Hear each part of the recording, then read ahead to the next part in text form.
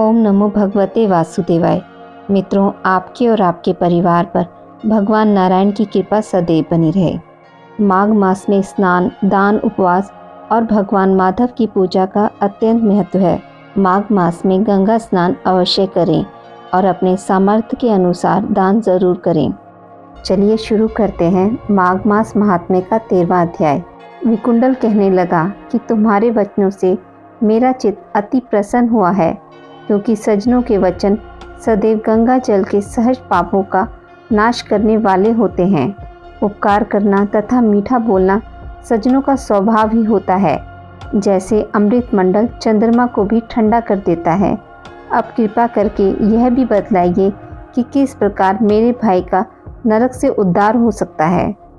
तब दूत कुछ देर ज्ञान दृष्टि से विचार कर मित्रता रूपी रस्से से बंधा हुआ बोला कि हे वैश्य, यदि तुम अपने भाई के लिए स्वर्ग की कामना करते हो तो जल्दी ही अपने 8 जन्म के पुण्य फल को उसके निमित्त अर्पण कर दो। तब विकुंडल ने कहा कि हे दूत, वह पुण्य क्या है और मैंने कौन से जन्म में और कैसे किया है, सो सब बतलाओ, फिर मैं अपना पुण्य अपने भाई को दे दूंगा। दूत कहने लगा कि हे वैश्य सुनो, मैं तुम्हारे पुण्य की सब कथा कहता हूँ। पूर्व समय में मधुवन में शाल्की नाम का ऋषि था।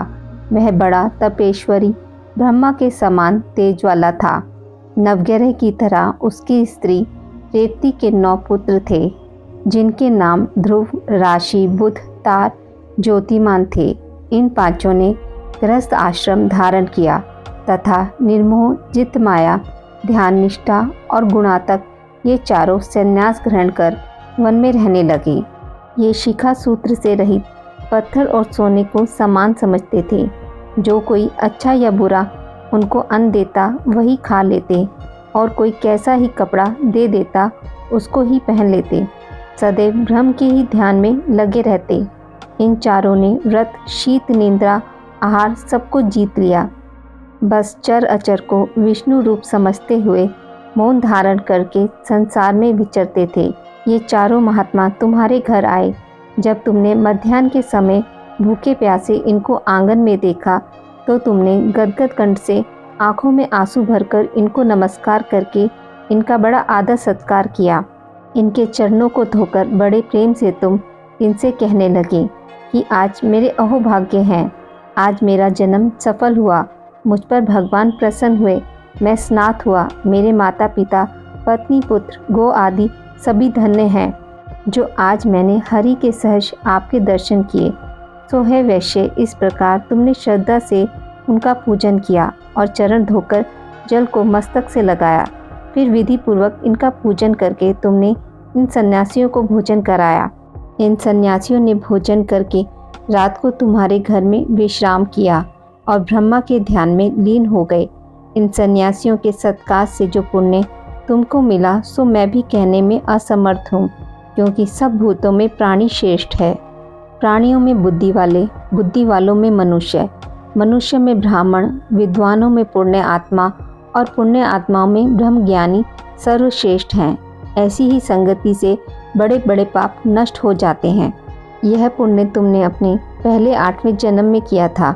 सो यदि तुम अपने भाई को नरक से मुक्त कराना चाहते हो तो यह पुण्य दे दो। सो दूत के ऐसे वाक्य सुनकर उसने प्रसन्नचित्त से अपना पुण्य अपने भाई कुंडल को दे दिया और वह नरक से मुक्त हो गया और दोनों भाई देवताओं से पूजित किए गए। तब दूत अपने स्थान को चला गया। इस प्रकार वैश्य के पुत्र विकुंडल ने अपना पुण्य देकर अपने भाई को नरक की यातना से छुड़वाया।